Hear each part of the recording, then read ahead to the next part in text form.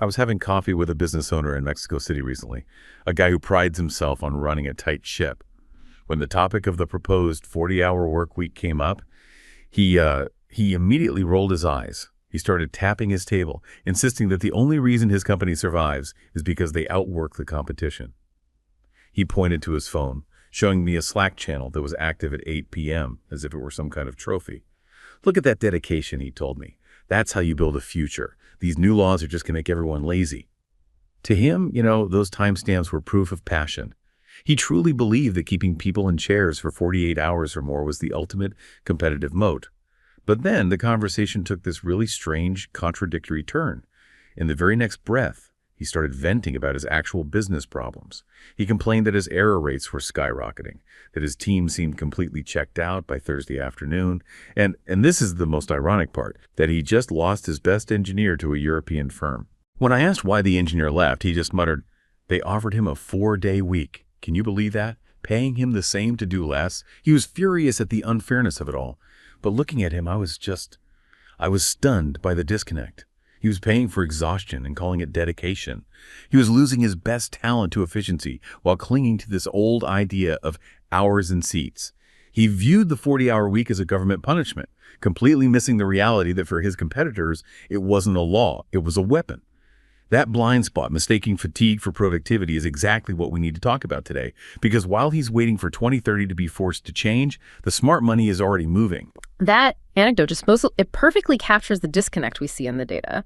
The businessman, like so many others, is experiencing the symptoms of a high-effort, low-output national culture. Exactly. And that's really our mission in this deep dive. We need to move beyond the political noise surrounding Mexico's proposed workweek reduction. We're going to examine this shift not as, a government punishment or just another regulatory burden, but as the single most powerful catalyst for operational innovation and competitive advantage in the region for the next decade. So it's about mandatory modernization. It is. We need to look at the legislative blueprint, yes, and the hard costs that businesses are anticipating. But critically, we have to highlight the strategic opportunities that the proactive companies are already seizing in this war for talent and efficiency. Okay, let's unpack this.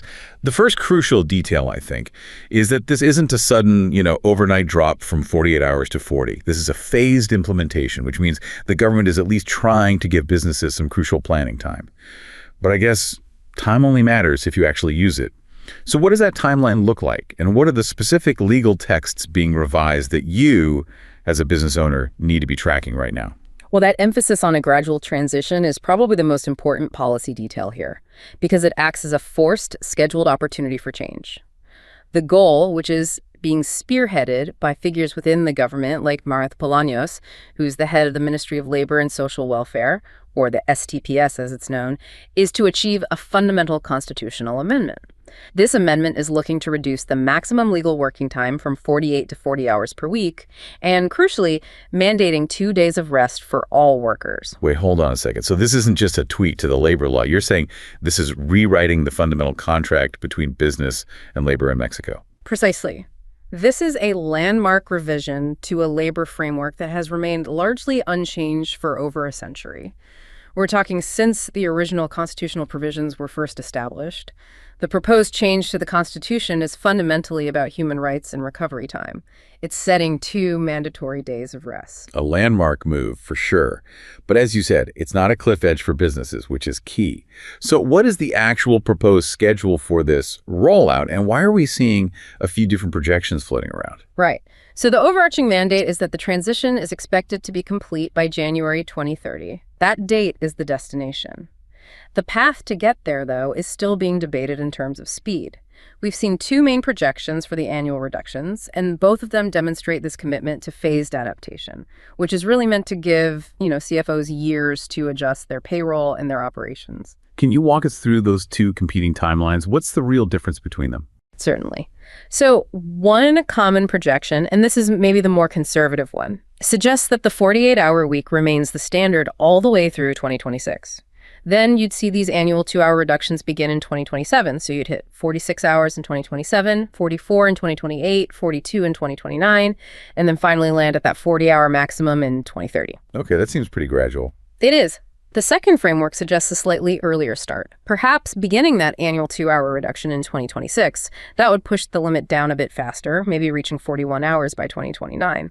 But regardless of which specific timeline gets adopted, the core idea is the same.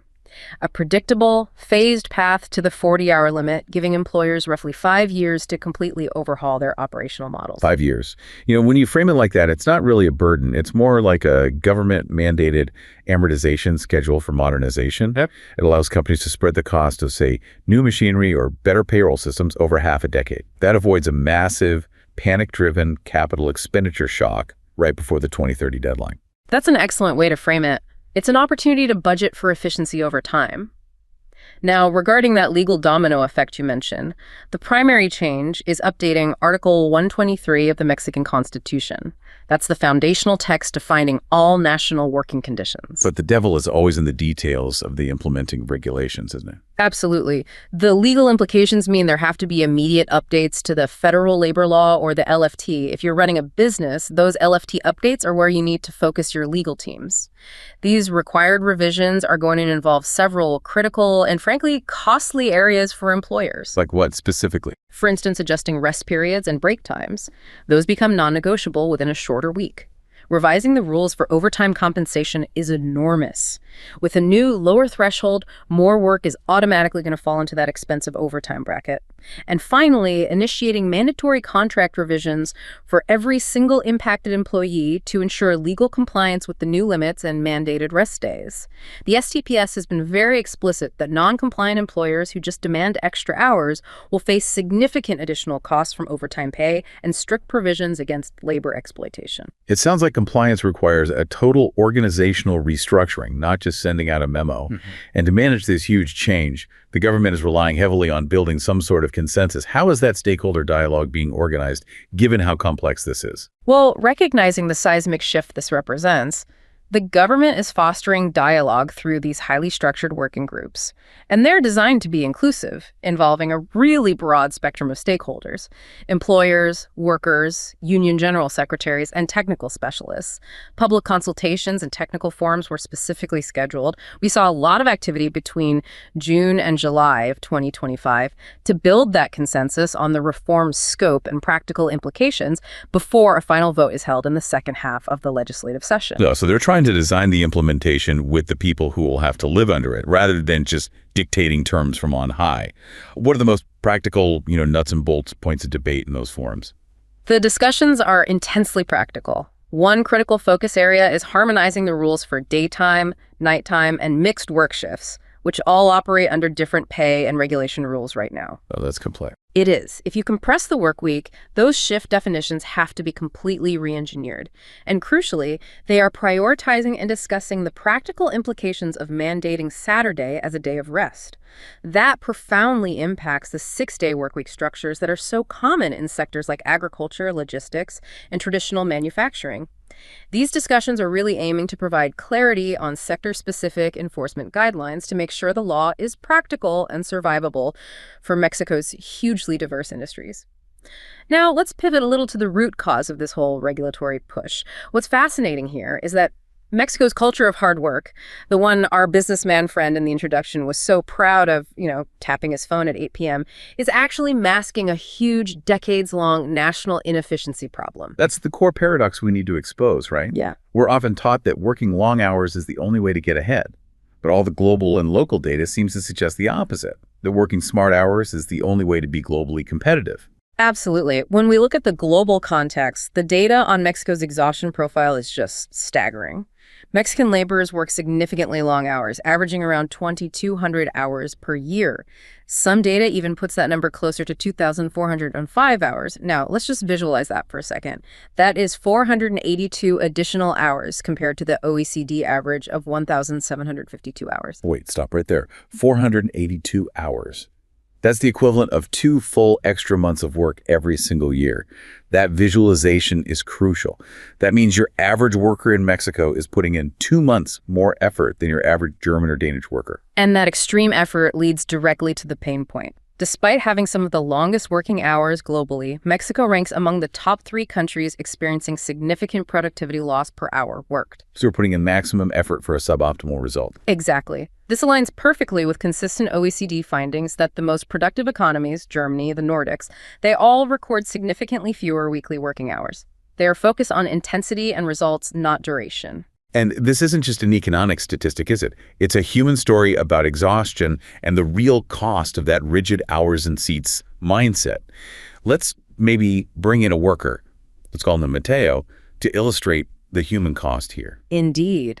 Imagine Mateo, a dedicated technician working on the assembly line of a massive automotive plant down in Puebla.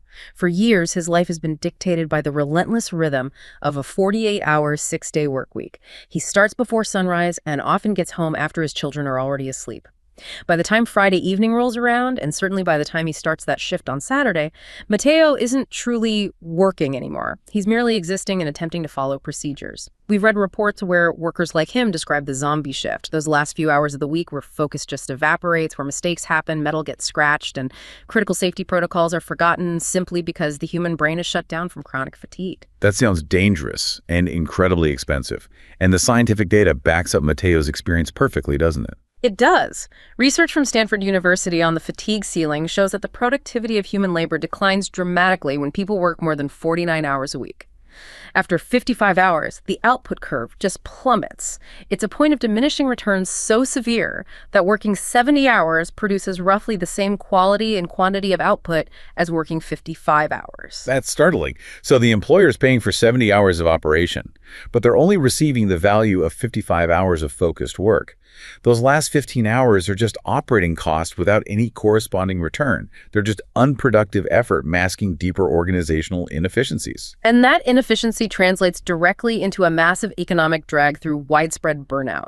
This relentless, performance-driven work culture results in 1 in 3 Mexicans experiencing clinically relevant work-related stress and burnout. The macroeconomic consequences of this widespread condition are considerable, estimated at a staggering U.S. $40 million per year. $40 million a year. Is that just, sick days, or does that factor in the full economic impact? We need to understand the true cost. That figure encompasses a lot more than just sick days. It factors in the massive costs of turnover, the resources spent on constant training for replacement staff, and the direct financial cost of error rates and low-quality output resulting from fatigued labor. Furthermore, there's an alarming projection that indicates 80% of HR managers anticipate burnout will exert a significant impact on workplace productivity, employee well-being, and organizational culture in the immediate future. This reliance on exhaustion is simply not a sustainable business model, either economically or culturally. It sounds compelling in theory, but skeptical business leaders are going to demand proof. They see this policy as a major risk. Yeah. Do we have real-world examples showing that reducing hours doesn't automatically equate to falling output? We do, and they are not small fringe experiments. They are national-level transformations and major corporate case studies. Take Iceland's experiment, for instance. It was a massive, large-scale pilot run between 2015 and 2019 involving 2,500 workers across diverse sectors. They moved from a standard 40-hour week to 36 hours weekly, and crucially, without any reduction in pay. And the result? The result was decisive. Productivity did not fall, and in several public sectors like hospitals and social services, it actually increased, while employee stress decreased dramatically. Today, an incredible 86% of Iceland's workforce operates on reduced schedules through negotiated contracts. That's a national mandate successfully proven in the field. But when we look at corporate examples, like Microsoft Japan seeing a 40% increase in productivity after implementing a 4-day week, we have to ask, what were the operational preconditions? Did they just tell everyone to go home early, or was there mandatory efficiency training involved? That's the critical question, and the success of these pilots confirms that simply reducing hours is not enough. It has to be paired with mandatory efficiency training and radical process optimization. In the case of Microsoft Japan, the 4-day week required employees to fundamentally rethink how they managed their time. This meant mandatory reforms on meeting structures, shorter, more focused meetings, and eliminating non-essential tasks. They shifted from a process orientation to an outcome orientation. The UK pilot, which involves 61 companies, confirmed this. Nearly all of them permanently adopted the shorter week because the reduced time forced them to clean house organizationally. So these successes are not acts of corporate benevolence. They are business decisions based on hard data. The shorter work week is a powerful lever of competitiveness only when the time saved is used to eliminate that corporate fat. Exactly. These companies recognize that they weren't paying for efficient work for inefficiency, and they just cut that waste. Now we bring this back to the ground in Mexico. It's easy for us to point to Iceland and Microsoft, but business groups are genuinely concerned. If you're a mid-sized manufacturer, you see this looming regulation, and you primarily see a massive cost shock. What are the private sector's primary fears about cost and feasibility? Their fears are absolutely legitimate, and they need serious consideration, particularly for firms that are operating on very thin margins. Business groups, specifically large organizations like the Business Coordinating Council, CCE, the Center for Economic and Business Studies, EEESP, and the Employers Confederation of the Mexican Republic, Coparmex, have all voiced major concerns about an immediate cost shock. And what are their financial projections looking like? The current estimates suggest that direct labor costs could rise by anywhere from 20% to 30%. This is based on a fundamental equation. If you reduce the standard available work hours by 16.6%, going from 48 to 40, you either have to make up that time or you have to accept lower output. And neither path is cheap without efficiency gains. The business groups have modeled two primary scenarios for maintaining current production levels, and both are expensive. Okay, walk us through those expensive scenarios, starting with one that relies on overtime. The first scenario is employers who simply choose to rely on mandated overtime to maintain current production. Because the standard work week is now lower, a much greater portion of the work demanded will fall into that federally mandated high-cost overtime bracket. So employers who choose this route could see their labor costs rise by as much as 36%. That's the cost of trying to circumvent the law by paying premium rates for already exhausted labor. But isn't that a failure of management? If a company's only plan to deal with 40 hours is to immediately demand 8 hours of premium overtime, aren't they just locking themselves into the most expensive and least productive scenario possible? It's a guaranteed path to financial pain. It's essentially admitting that you have zero efficiency built into your operations. The second scenario they model is hiring additional personnel to physically cover that lost hours gap.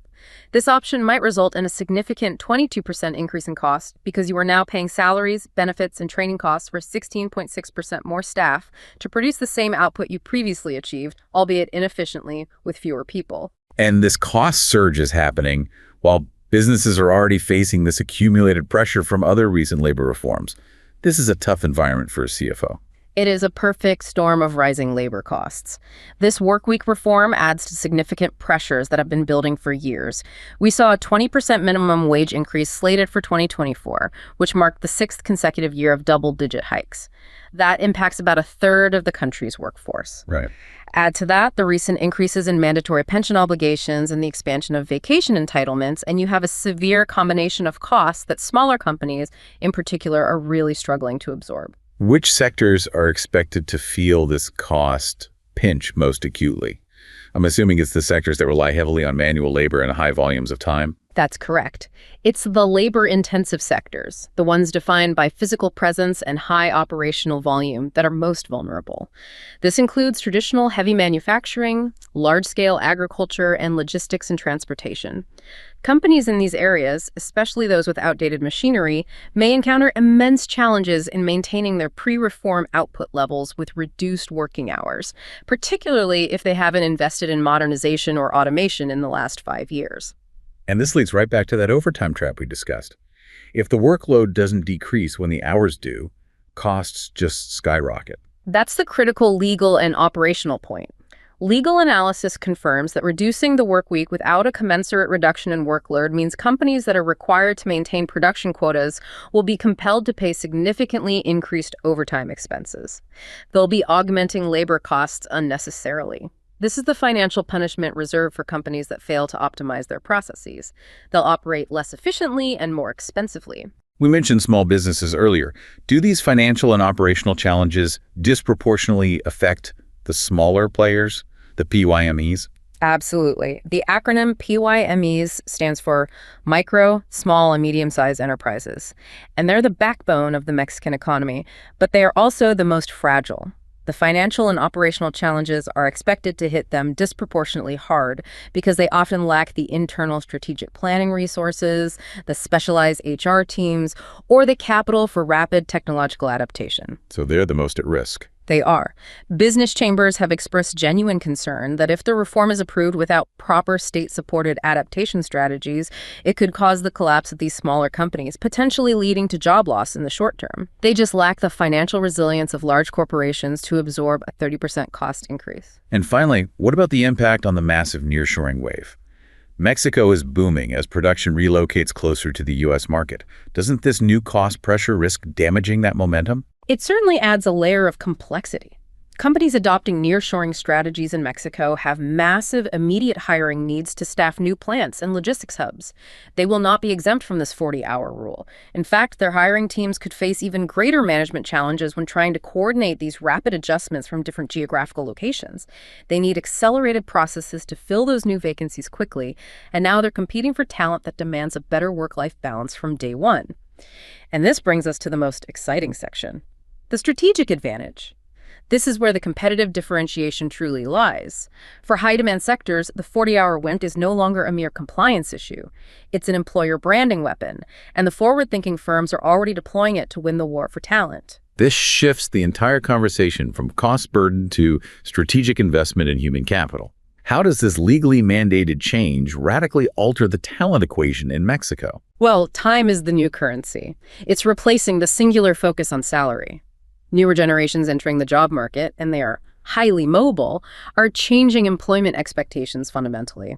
They are prioritizing flexibility, emotional compensation, professional growth, mentoring, and work-life balance over the traditional, rigid structures that dominated the last 50 years. The era where top-tier employees will tolerate long hours just for a basic paycheck is ending. That generational shift is clearly visible in high-demand fields like tech and specialized manufacturing. Let's maybe revisit the idea of an engineer, let's call her Elena, to see this dynamic play out. Yes. Consider Elena, a highly skilled software engineer based in Guadalajara, which is often called the Silicon Valley of Mexico.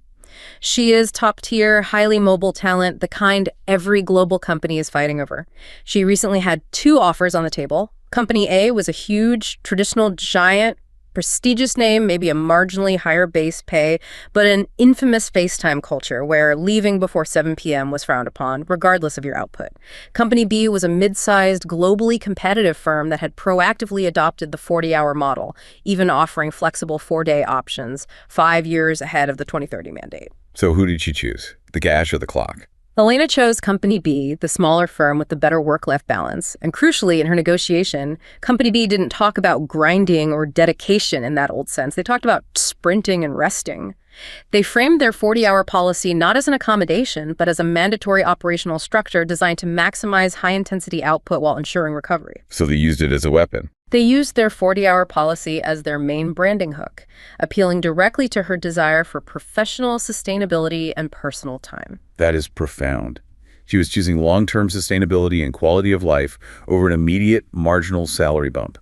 This really speaks to the power of the talent magnet effect. The talent magnet effect is absolutely real, especially in a competitive global market. Companies that proactively offer better work-life balance, like the mandated 40-hour week or flexible 4-day options, gain a magnetic advantage. They attract the best specialized staff before their competitors even get a chance. This is critical in Mexico, which has a remarkably high employee turnover rate, averaging 16.75% across industries over the past decade. 16% turnover, that's astronomically expensive. It is. Recruiting, onboarding, and training replacement staff is a massive recurring financial drain. Therefore, strategically investing in talent through better work structures, even if it seems costly upfront, dramatically reduces that turnover rate. And that ultimately costs companies far more in the long run than any minor adjustment in hours. You're trading a volatile cost, which is high turnover, for a predictable investment in better compensation and structure. So retention really hinges on prioritizing the employee experience beyond just the monetary side of things. What does that emotional compensation actually look like in practice for a large firm? It means moving toward human-centric leadership that is cohesive across the entire organizational structure. It acknowledges employees as whole individuals with essential basic needs for rest, for nutrition, and for quality sleep. Employees seek this emotional compensation and want to perceive themselves as active, valued participants in the company's culture and strategy. It's moving away from transactional management toward relational leadership. It sounds like benefits are being viewed not just as optional perks anymore, but as a measurable statement of corporate values and a necessity for high performance. Precisely. Research shows that 93.4% of surveyed participants believe that more benefits are a clear sign that companies truly prioritize employee well-being. This focus must extend to corporate wellness, which now includes emotional, mental, and nutritional solutions, going way beyond just physical fitness. These holistic offerings have been proven to reduce work absenteeism and can result in potential 35% savings on medical expenditures. Wow. That 35% savings makes wellness initiatives a clear, aggressive financial strategy, not just a soft, feel-good measure. And if companies want this kind of deep engagement and retention, a generic one-size-fits-all benefits package probably isn't going to cut it anymore. We need personalization. Customization is now key, especially when you're dealing with a younger, technologically savvy workforce with distinct values and career paths. Companies have to leverage new technologies like artificial intelligence to craft personalized value propositions and development programs that are tailored to specific employee profiles and professional aspirations. For example, some companies are using AI-powered platforms to analyze employee skills gaps and then offer tailored development opportunities, ensuring the training initiatives have a lasting impact and make the employee feel seen as an individual.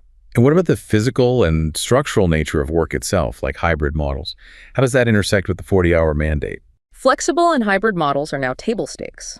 Successful hybrid work models go far beyond just offering the option of flexibility, though.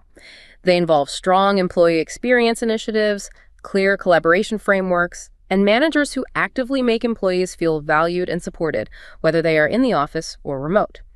Mexico has traditionally been a highly in-office work culture. I think 66% of employees work full-time in the office, but 57% still desire more flexible arrangements. The data shows that companies that manage to combine flexible work policies with a keen focus on employee experience witness higher recommendation rates and a greater sense of belonging, which ultimately leads to higher retention and overall satisfaction. It's a reciprocal relationship then. You give the employee time and flexibility, and they give you their highest quality effort during the time they're actually clocked in. Exactly. It's about optimizing human potential, which is impossible when people are burned out. For companies like the operations director who initially felt that panic of the looming 40-hour rule, the solution wasn't finding more hours. It was finding efficiency hidden within their existing structure. This regulatory pressure is therefore acting as an essential forcing function for modernization across the entire Mexican industrial landscape. This is the most crucial takeaway. The 40-hour horizon is compelling companies to eliminate organizational inefficiencies, the corporate fat, that are currently hidden by simply relying on excessive working hours. The looming regulatory constraint acts as a powerful, non-optional catalyst for automation and modernization. Let's maybe use the story of another person, say Roberto, a logistics director, to show that turning point from panic to radical innovation. Let's picture Roberto. He's an operations director for a mid-sized logistics firm handling distribution for a major retail chain in Mexico City. When he first heard about the upcoming 40-hour law, he panicked. He couldn't imagine shipping the same volume of product with 16% less scheduled time, knowing his competitors were relying on sheer volume of labor. He saw the cost of hiring new drivers and warehouse staff, and he saw collapse. So what changed his perspective? Instead of fighting the timeline, he used that 5-year window to conduct a brutal, honest audit of his warehouse operations.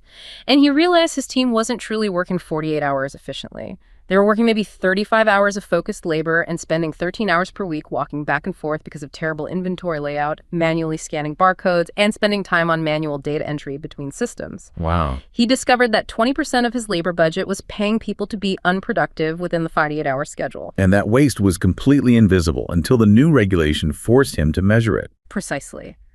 The pressure of the 40-hour horizon forced his hand, and he finally invested in automated, voice-guided picking systems. He reorganized the entire floor plan based on velocity data, and he streamlined his warehouse management system. These were modernization projects he had put off for years because labor was cheap. The result was a breakthrough. By the time they ran a pilot of the shorter work week, they were actually shipping more than before the optimization, all because the regulatory constraint compelled them to cut the inefficient processes. That is process optimization driven by external, non-negotiable pressure. So what specific technology is becoming crucial for other businesses facing this mandatory efficiency challenge? To enhance productivity, companies must fundamentally upgrade machinery, integrate new technologies, and rigorously optimize their processes. AI and automation technology are key allies here, but we have to acknowledge a major hurdle: the digital divide in Mexico. Only 0.1% of microenterprises are PYMEs, and just 17% of large firms currently use AI in a meaningful way. That low adoption rate is the Achilles heel for many businesses facing this mandate. How do companies bridge that technological gap without going bankrupt? It requires strategic investment and a shift in financing strategy.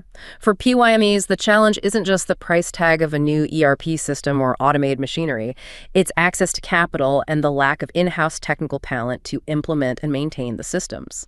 The reduction in hours is essentially forcing industrial evolution, but financing mechanisms must adapt to support these smaller entities, allowing them to spread the cost of innovation over that 5-year amortization schedule we talked about.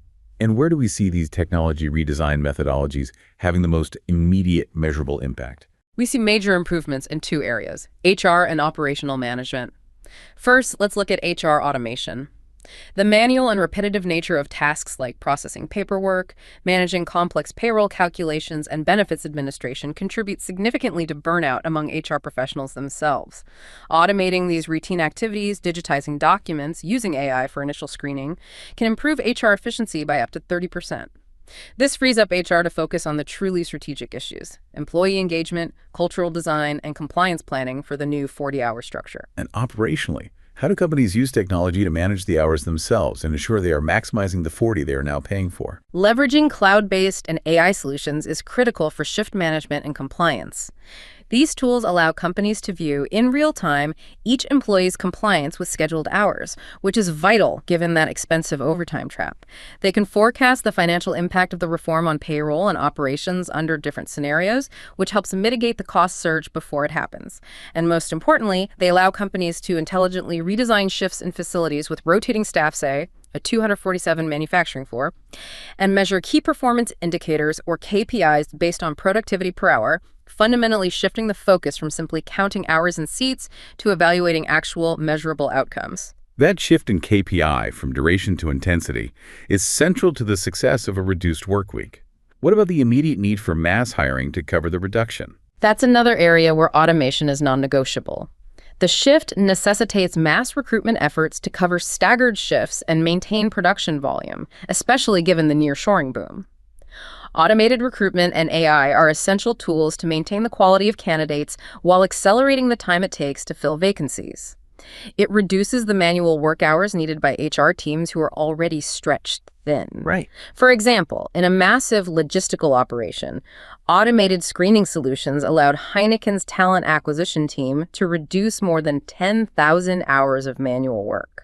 This kind of immediate, high-volume efficiency is critical when you're faced with the nearshoring boom and the need for rapid hiring under tighter work schedules. Finally, let's look at how specific high-value industries are being compelled to adapt their internal talent profile and their technology infrastructure because of all these pressures. Take the automotive industry, which is a huge pillar of the Mexican economy. They were facing not only labor reform, but external pressures like stricter global emissions regulations and a fundamental shift toward software-centric systems like electrification.